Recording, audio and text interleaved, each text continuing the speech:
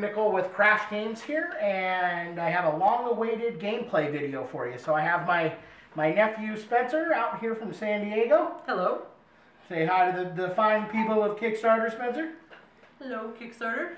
So we're going to play a couple turns of Paradise Fallen for you here, and we're going to take you through it so you can see how to play. So to start the game, each player gets 5 cards in their hand. I'll give you a little peek. Here's what I've got.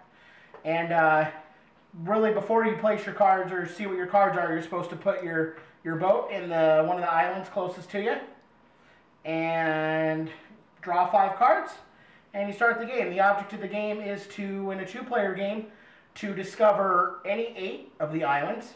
In a 3-player game, you'll want to discover any 7, and in a 4-player game, any 6. You're going to notice a couple things on the island. There's the name, and they're mirrored on there so that if the board is upside down to you, you can still see the name. And then in the corners of the cards, you're going to see a number on a sardine can, and that's to indicate how many rations it costs to move there.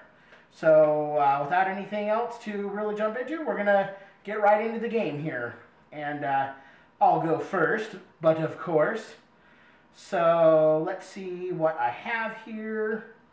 Okay, that's going to be quite a bit to get over there. So I'm going to spend 3 rations, and so this helps me move. And so in order to figure out my move cost, I'm going to look and see where I want to go. And so I'd like to end up here. So I have the 1 plus the 2 equals the 3. So I'm able to move my boat over to this island here. If I had that island in my hand, which I unfortunately do not, I'd be able to discover it. I have a couple attribute cards in my hand, or rather I have an attribute and a aberration card. So Spencer is over there, and I think that I'm going to kind of make things harder for him. I'm going to play this rogue tribe on Lanai, and what that's going to do is it's going to make him have to spend, well, I guess no, it doesn't really affect him, but on a future turn, somebody moving onto that island, so that's not going to help me there. We're going to adjust it, and maybe he's trying to come over here to Oahu. So now it costs 2 more to get onto Oahu, so a total cost of 5. And so I'm going to discard my rations. I have 3 cards left in my hand. There isn't anything else I wanted to do. It's important to know you're not limited to any actions in the game. You can play all of the cards in your hand and do as much as your hand allows. And then once you're done, you draw back up to 5, and it's the next player's turn. So you're up, Spence. Okay, I was actually lucky enough to draw the island that I'm currently on. Very nice. So I actually get to discover that one. Why don't you show us that card here? And that's going to be Lanai. He was lucky enough to discover it, so he's already there. So that's very fortunate for him. So what he's going to do is he's going to put this in his play area, and he's going to place one of these Kanaloa tokens on it. These are special powers that can be found on the bottom of the island. So the god Kanaloa, for you having discovered the island, the Hawaiian god Kanaloa is going to give you a power that you're able to use. You can use up to 1 a turn. He doesn't have to use it this turn immediately, but this particular island's power is going to let him draw cards equal to the number of players in the game, and then he's going to disperse them accordingly. So he can keep what he wants and give me what he doesn't. So he's going to put that in front of him, again, with that token. So you're already ahead. You're one of the islands already up on me. All right. What else you got? And I'm actually going to pay 4 rations. Okay, so you got 2 of the 2 ration cards. And that will be one of my rations, and this will be the other 3. So your total, your total cost was 4. Do you have Hawaii in your hand? No, I do not. Oh, that'd have been a fortunate turn. So it's important to let everybody know too, these Discovery Island cards you have in your hand. So this here, we have the island location cards, or the island grid cards.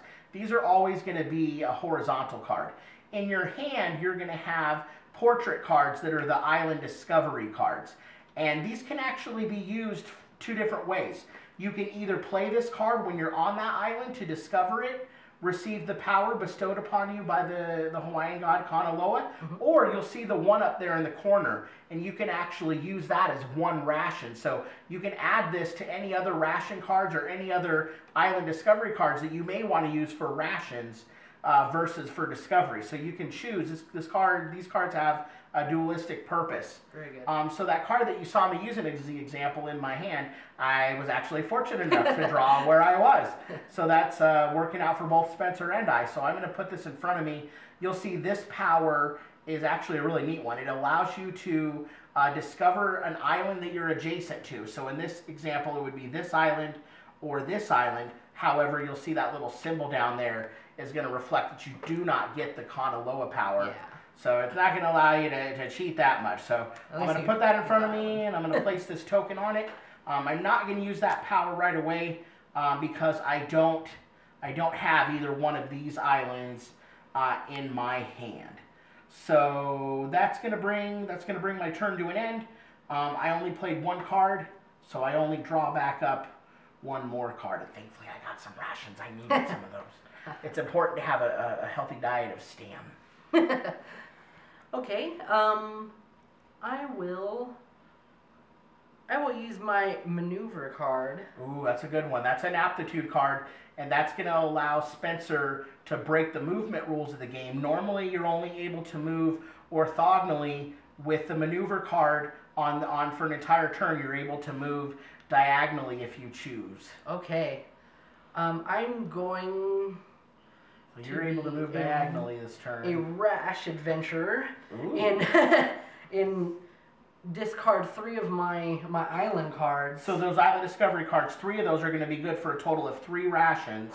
And I will go over to Maui. Oh wow! And I will discover. And Maui has a nice bonus on it. Maui's got a bonus that allows you to add 2 cards into your hand. So let's show everybody that Maui card.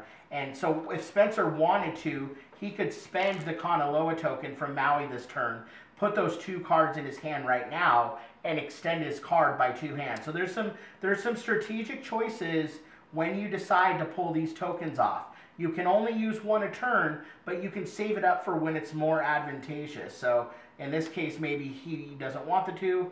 Who knows? Are you gonna pull him now, or are you going to hold off? I will actually do that. Okay, so he's going to go ahead and do him now. So this is not his normal reset his hand to 5 phase. This is just his he's going to extend his turn a little bit. It's important here to clarify that on your turn, yeah, you should have 5 cards in your hand, and you can do as much as you can with your hand, and then once you proclaim that you're done, you go ahead and you reset to 5. Also, if on your turn you're not happy with what's in your hand, you can discard as much of your hand as you like.